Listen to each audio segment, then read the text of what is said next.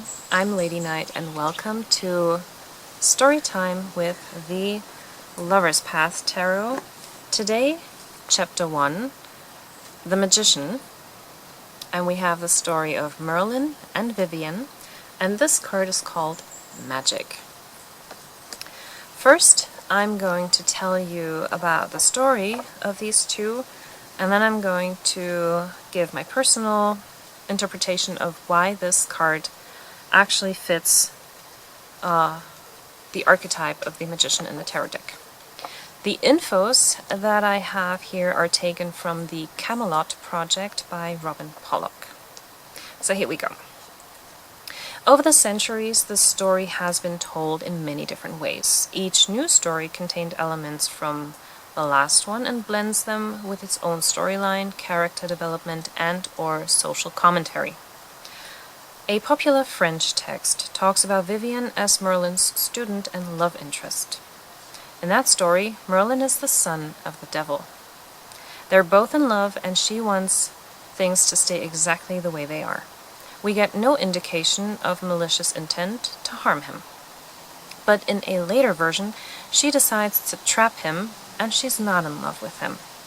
The way in which her character is described and how she treats Merlin gives later stories the angle in which women in the Arthurian legend are portrayed as evil, untrustworthy, and responsible for the downfall of kingdoms. In another version by Mallory called Morte d'Arthur, Vivian is just a young girl called Nineveh, and Merlin wants to have her and take her virginity. The court thinks of him already as an outsider who is very strange, and this behavior only fuels these stories about him. So the author gets rid of the Merlin figure early in the story, showing that the court and all the people in it can survive without him and his magic. Nineveh seals him up, and thus purity triumphs over lust. In the early 20th century, Edwin Arlington Robinson published his poem Merlin, a version of the legend in which Vivian and Merlin are lovers again. And in the poem Idylls of the King by Lord Alfred Tennyson, we are presented with a version in which Merlin is blinded by the love to Vivian. After many attempts, she seduces him, and Merlin falls madly in love with her. She wants to learn his magic, and once she has, she traps him in an oak tree, and only she knows which tree it is. Her character is once more associated with the betrayal of love, representing the counterpart to Arthur. And that is actually the version that we have here in this card, where she is in the process of turning him into the oak tree, or trapping him in the tree. There are many more of these kinds of stories. In some, she's a good girl, in others, she's not. And then there's the popular movie Merlin with Sam Neill. In this version, Merlin and Nimue, as she is called, are lovers who wish simply to be left in peace. Map, the embodiment of magic, is the antagonist, and she's the one who causes the entrapment. A very interesting twist on the story is that Nimue ends up the one being trapped, and Merlin must use his own magic in order to fulfill his role in life and find Map. Map is destroyed not by force, but simply by the fact that nobody believes in her or her magic anymore. And once Map has been done away with, Merlin and Nimue get back together and live happily ever after. The storyline reflects how our society no longer depends on the magic arts, but puts more emphasis on personal qualities and values. It also portrays Nimue as being a true lover, as well as being a strong and independent woman who is able to take care of herself, while Merlin is fulfilling his own destiny.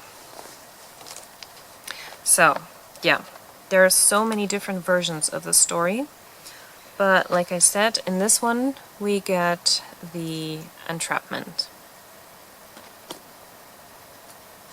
So in this card we have two magicians that we can actually take into consideration.